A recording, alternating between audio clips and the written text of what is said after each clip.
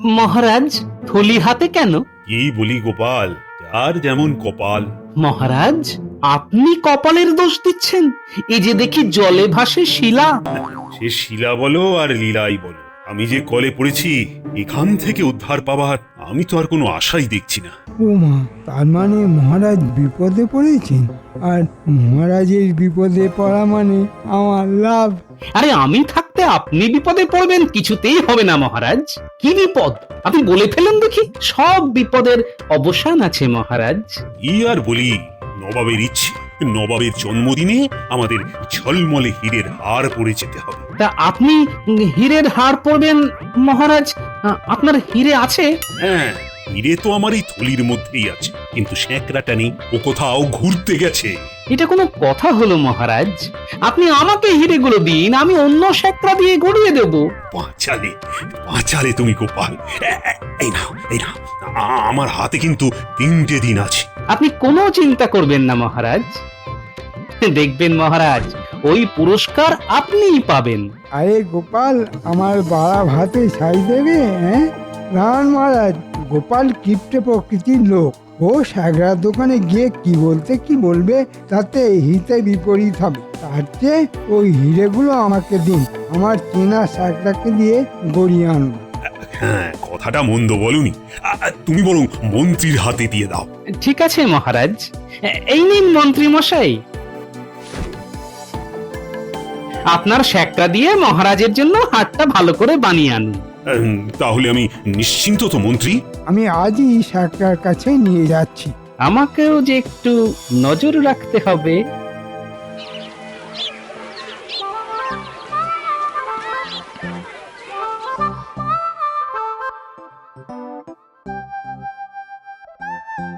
তোমার দোকানে একটু এলাম গো, কাজ আছে। আমি তো কাজের জন্যই আছি মন্ত্রী মশাই। বলুন বলুন, কি কাজ বলুন। এই দেখো, এই হিরেগুলো দিয়ে আমার সাইজে একটা হিরের হার বানিয়ে দিতে হবে। উরি বাবা, এ তো আসল হিরে। এই হিরে আপনার কাছে কি করে এলো মন্ত্রী মশাই? আমার কাছে এলো মানে এ তো আমারই হিরে, পূর্বপুরুষ ধরে আমার কাছে আছে। ও তাই বলুন। আমাকে দুদিনের মধ্যে হার বানিয়ে দিতে হবে। নবাব বাহাদুর আমাকে তার জন্মদিনে নিমন্ত্রণ করেছে। এই হিরে হার পরে আমাকে যেতে হবে। ঠিক আছে ঠিক আছে মন্ত্রী মশাই, আপনি যেমন বলবেন তেমন কাজ হবে। কিছু আগাম পাওয়া যাবে না? এই রে, মহারাজের কাছ থেকে অগ্রিম বাবদ কিছু নিয়ে নেওয়া উচিত ছিল। তুমি বানাতে থাকো, কাল সকালে তোমাকে কিছু অগ্রিম দিয়ে যাব।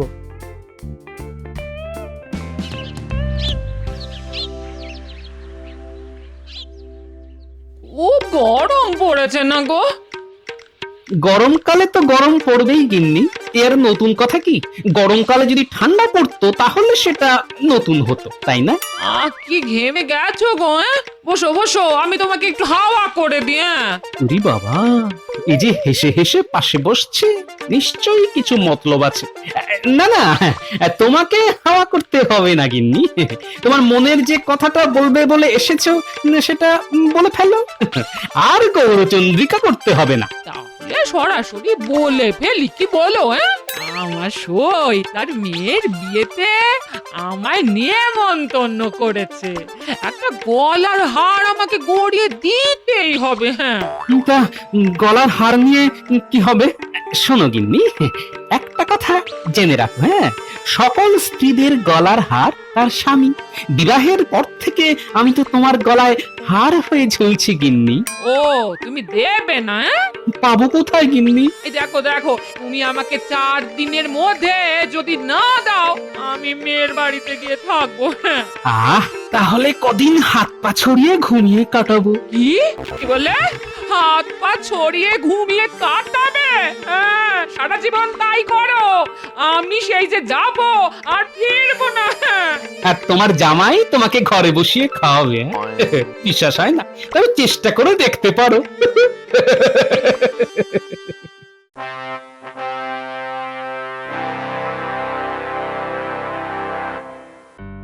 মন্ত্রী, হারের কাজ কত দূর? চলছে মহারাজ, যে গতিতে চলার কথা সেই গতিতেই চলছে। বড়ই মন্থর গতি মহারাজ। তুমি দ্রুত আর মন্থরের পার্থক্য কি করে বুঝবে গোপাল? তুমি কি স্বর্ণকার? না মন্ত্রী মশাই, আমি স্বর্ণকার নই, আমি গোপাল। ভাঁড় গোপাল মানে গোপাল ভাঁড়। তোমার কাজ লোক হাসানো, এটা যে তুমি কেন ভুলে যাও কে জানে। নিজের মধ্যে থাকো গোপাল, বড়দের ব্যাপারে নাক গলিও না। গোপালকে বলে কিছু লাভ নেই পণ্ডিত, ও সকলের মধ্যে কথা বলবে, এটাই ওর বৈশিষ্ট্য। আহ, তোমরা থামো তো। মন্ত্রী, আমি তোমার কাজে কিন্তু খুব একটা সন্তুষ্ট নই। কাল আমার হার যেন আমার কাছেই চলে আসে। আমি পরশু ওই হার পরে নবাব বাহাদুরের দরবারে যাব, কথাটা যেন মনে থাকে। ওই হার তো আপনার নেই মহারাজ, ওই হার এখন আমার। আমি এই হার পরে নবাবের দরবারে যাব। নবাব বাহাদুর আমাকে দেখে কি খুশি হবে। এই ঝকঝকে হিরে হার পরে আমি যখন নবাব বাহাদুরের সামনে দাঁড়াবো, সবাইকে ছেড়ে দিয়ে নবাব বাহাদুর আমাকে পুরস্কার দেবে। দরকার পড়লে কৃষ্ণনগরের রাজাও আমি হয়ে যাব। মন্ত্রী, আমি কি বলছি সেটা তোমার কানে যাচ্ছে? ও হ্যাঁ হ্যাঁ হ্যাঁ হ্যাঁ মহারাজ, হ্যাঁ হ্যাঁ হ্যাঁ আমার কানে গেছে। আমি আজই তাগাদা দিয়ে আসবো। মন্ত্রী মশাই নির্ঘাত কিছু গোলমাল করেছে, ব্যাপারটা একটু দেখতে হচ্ছে। মন্ত্রীর মনে কি অন্যরকম কিছু করছে? না, এই গোপালের সঙ্গে আমায় পরামর্শ করতে হবে। সবার সামনে গোপালকে থাকার কথা বলবো না। বলছি, আমার আজ শরীরটা একটু খারাপ লাগছে, তাই রাজকার্য এখানেই সমাপ্ত হলো। মানে আজকের মতো রাজসভা এখানেই শেষ। মন্ত্রী, তুমি এক্ষুনি শেখরার কাছে যাও। আমি যাচ্ছি মহারাজ। আমি ভেবেছিলাম যে রাজসভা শেষ হলেই আমি সাগরার কাছে যাব। আমি আসি মহারাজ। বিজ্ঞানী, আমার কেমন একটা সন্দেহ হচ্ছে বুঝলে। মন্ত্রীর ব্যবহারটা তো একদম ঠিক ধরেছেন। রাজামশাই এতবার ঠকেন, তবু মন্ত্রীর উপর রাজামশাইয়ের এত অচলা ভক্তি দেখে মাঝে মধ্যে খুব রাগ হয়। হ্যাঁ, না না বিজ্ঞানী, মহারাজের উপর রাগ করবেন না। মহারাজ মানুষটি খুব সরল, জানেন তো। উনি মাঝে মধ্যে সব জেনেও তোমার সঙ্গে খুব খারাপ ব্যবহার করেন। করেন করেন, উনি চাপে পড়ে করেন বিজ্ঞানী। আবার বিপদে পড়লে উনি আমাকে ডাকেন। কেন জানি না মনে হচ্ছে আমাকে উনি আবার ডাকবেন। গোপাল দাদা, ও গোপাল দাদা, আরে আরে একটু থামো। ও গোপাল দাদা, গোপাল দাদা। এই রাজপ্রহরীর গলা না? হ্যাঁ, ওই তো আমাদের দিকেই ছুটে আসছে। কি হলো প্রহরী? গোপাল দাদা, গোপাল দাদা, এই রাজা মশাই তোমাকে ডাকছেন। কি বললাম বিজ্ঞানী, সেই ছাই ফেলতে ভাঙা কুলো। যাও, কুলো হয়ে ছাই ফেলে এসো। শুধু কুলো নয়, ভাঙা কুলো। তবেই না ছাই ফেলতে মজা লাগে। সত্যি সত্যি তুমি রসরাজ গোপাল, পুরো রসে টইটুম্বুর। তবে বিজ্ঞানী, তোমাকেও মনে হয় এই যুদ্ধে লাগবে। আমি সব সময় তোমার সঙ্গে গায়ে গা লাগিয়ে যুদ্ধ করতে প্রস্তুত গোপাল। যাও যাও, ঘুরে এসো, মহারাজ কি বলতে চান দেখো। চলো প্রহরী, চলো।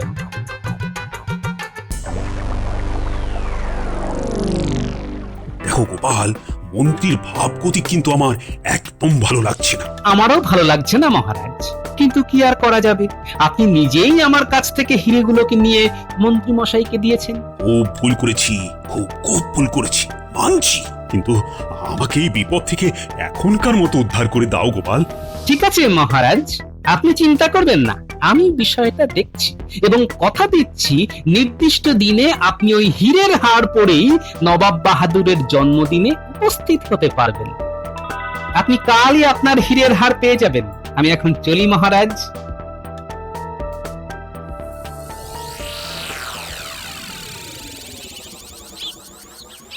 এবার একটু বিজ্ঞানীর বাড়ি থেকে ঘুরে আসা যাক।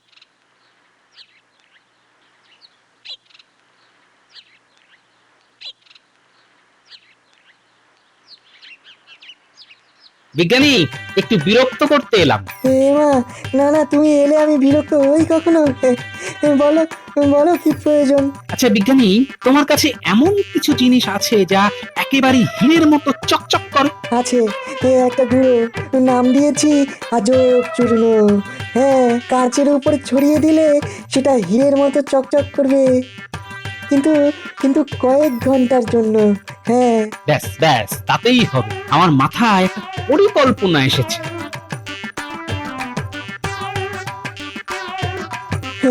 বাহ বাহ বাহ বাহ বাহ বাহ, দারুণ পরিকল্পনা। আমি আমি তোমাকে আমার ওই আজব চূর্ণ দিচ্ছি। মিথ্যে দিয়েই মিথ্যাকে হত্যা করো। দাঁড়াও দাঁড়াও, নিয়ে আসছি, দাঁড়াও।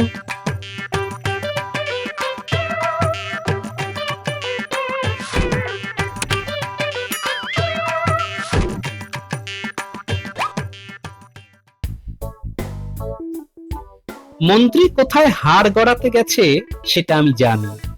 ওইখানে গিয়ে দেখি মন্ত্রী মশাই আছে কিনা। কি গোপাল দাদা, কোথায় যাচ্ছ গো? এই সামনের দিকেই যাব। বাবা, সামনের দিকে কি আছে? হ্যাঁ, সবাই দেখি সামনের দিকে যাচ্ছে। মন্ত্রী মশাই চলেছে সামনে, আর গোপাল দাদা তুমিও দেখছি মন্ত্রী মশাইয়ের পেছনে পেছনে যাচ্ছ। কি ব্যাপার গোপাল দাদা? ও, মন্ত্রী মশাই সামনে? বাহ বাহ বাহ বাহ, তার মানে আমি ঠিক জায়গাতেই যাচ্ছি। সব সময় সামনের দিকেই যেতে হয়। একটা কথা মন দিয়ে শুনে রাখো, সব সময় মহান ব্যক্তিকে অনুসরণ করা উচিত। চলি গো।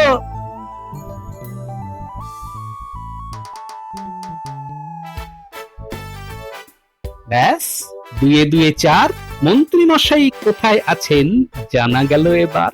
আর এই ছন্দ মিলিয়ে দিলাম, তার মানে সভাকবির গুণটাও আমার মধ্যে এসে গেছে।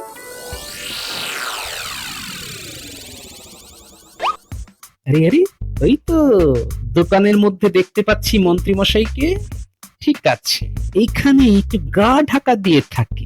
মন্ত্রী মশাই চলে গেলেই দোকানদারের সঙ্গে একটু কথা বলে আসবো। গিয়ে শাকরা, হাটটা কবে পাবো? কাল সকালেই পেয়ে যাবেন। এই নাও, পুরো মজুরি দিয়ে দিলাম। আমিও হাতটাকে পালিশ করে যত্ন করে রেখে দেবো, কালই আপনি গলায় পড়বেন। আচ্ছা আচ্ছা মন্ত্রী মশাই, এই হাতটা আপনার তো? আমার নয় তো কার। চড়ছেন কেন? আপনাকে তো কোনোদিন ওই রকম হীরের হার পড়তে দেখিনি, তাই একটু কৌতূহল থেকে প্রশ্ন করে ফেলেছি আর কি। এর তো খুব কৌতূহল দেখছি। না, এখন মানে মানে এর সঙ্গ ত্যাগ করাই উচিত। কাল সকালে সবকিছু তৈরি করে রেখো বাপু, আমার দেরি সইছে না। ঠিক আছে, কাল সকালে চলে আসুন, আপনার হার আপনি পেয়ে যাবেন।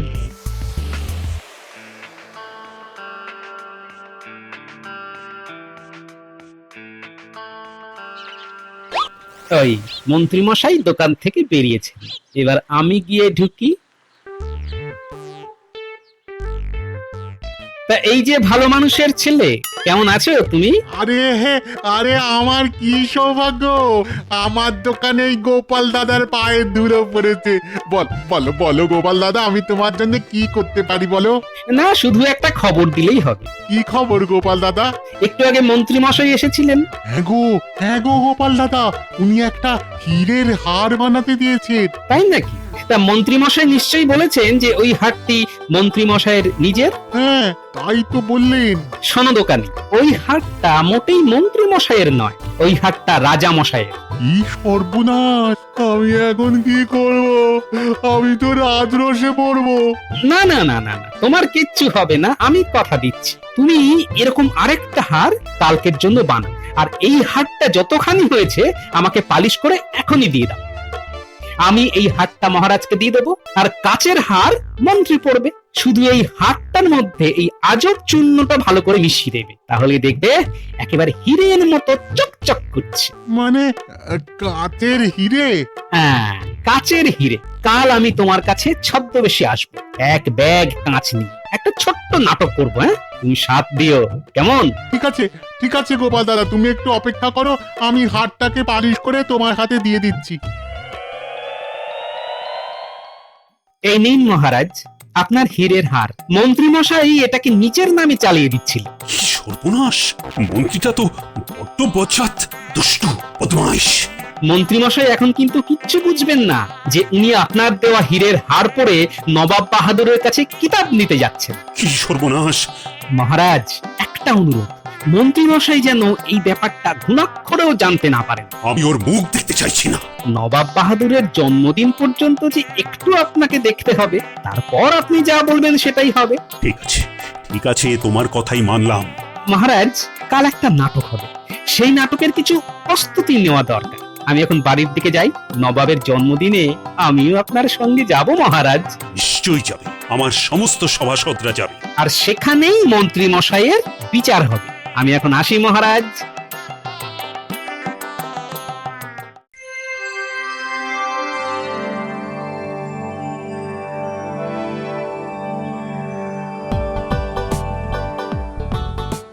আমার কাছে এই ঝোলার মধ্যে অনেকগুলো হিরে আছে, ভালো দাম পেলে বিক্রি করতে পারি। এখানে আবার হিরে, একটু দরদাম করে দেখি। আপনার কাছে হিরে আছে? একেবারে খনি থেকে তুলে নিয়ে এসেছি। মন্ত্রীমশাই, মন্ত্রীমশাই, একেবারে আসল হিরে, চকচক করছে, চকচক করছে।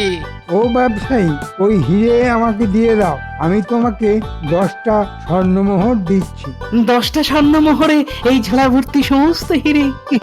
আপনি কি পাগল? তাহলে 20টা স্বর্ণমোহর, আপনার পাগলামি কি বংশগত? 30টা স্বর্ণমোহর, কমসে কম 50 স্বর্ণমোহর ছাড়া আমি তো এই হিরের ঝোলা দেব না। 50?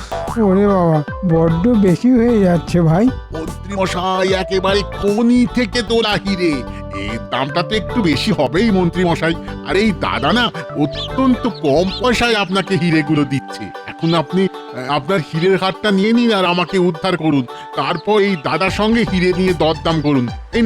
এই নিন মন্ত্রীমশাই, এই নিন এই হিরের হার। বাহ বাহ বাহ বাহ বাহ, কি চকচক করছে। আমি আমি খুব খুশি হয়েছি। এটা পরে এবার আমি নবাব বাহাদুরের দরবারে যাব। নবাব বাহাদুর কি খুশি হবেন, আমাকে কৃষ্ণনগরের মহারাজ করে দেবেন। তারপর কত উপহার পাবো। উপহার না ছাই পাবেন সেটা নবাব বাহাদুরের দরবারে গেলেই বুঝতে পারবেন মন্ত্রী মশাই। ও ব্যবসায়ী ভাই, দাও 50 স্বর্ণমোহরেই আমায় ওই হিরেগুলো দাও। এগুলো কিন্তু ভারী জলের দ্বারে পেলেন। এই হিরেগুলো এবার আপনার পোশাকে আর পাগড়িতে আঠা দিয়ে আটকে নিন, দেখবেন কি চমৎকার লাগবে। বলছো ব্যবসায়ী ভাই, আমায় খুব ভালো লাগবে? দারুণ সুন্দর লাগবে, ঠিক যেন হংস মধ্যে বক যথা। বাবা, কি কঠিন বাংলা বললে ব্যবসায়ী ভাই। তোমার বাংলা শুনে আমার কি যে আনন্দ হচ্ছে কি বলবো। তার মানে আমাকে হংসর মধ্যে বকের মতো লাগবে? লাগবে তো, লাগবে তো। আবার দেখা হতে পারে মন্ত্রী মশাই। এখন আসি, বাজাবো এখন কাশি। তাহলে শ্যাকরা ভাই, আমার পোশাকে আর পাগড়িতে ওই হিরেগুলো আঠা দিয়ে আটকে দাও ভাই। আমিও ঝলমল করতে করতে নবাব বাহাদুরের দরবারে যাই। আসবো রাজা হয়ে, যাচ্ছি মন্ত্রী হয়ে। কি মজা!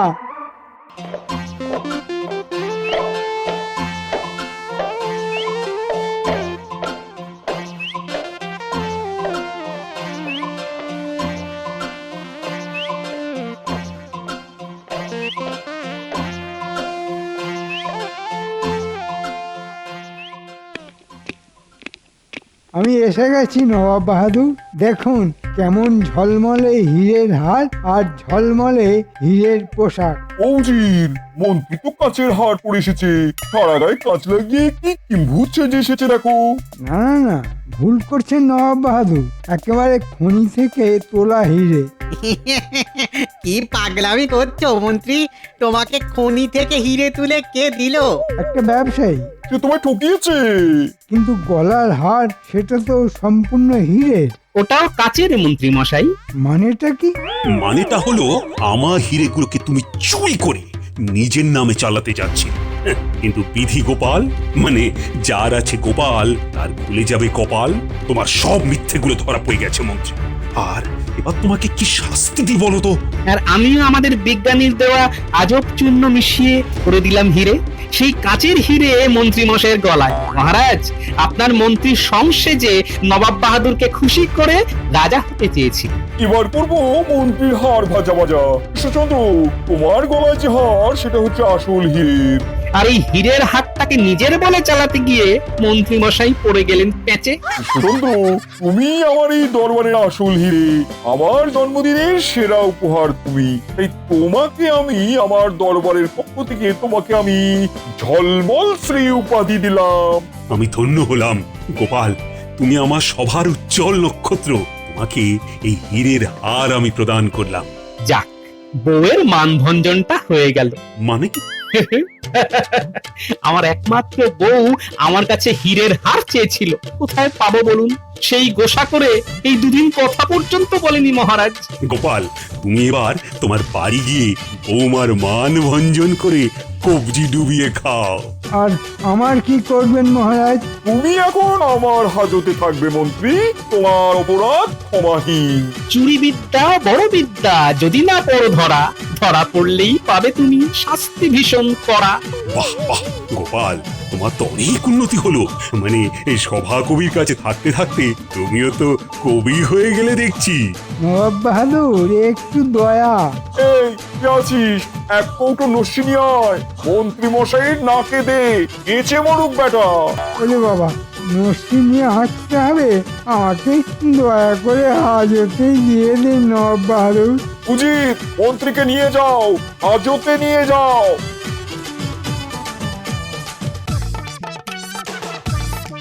এবার চলো, আমার জন্মদিনের জন্য তোমাদের সবার জন্য খাওয়া দাওয়ার ব্যবস্থা করেছি।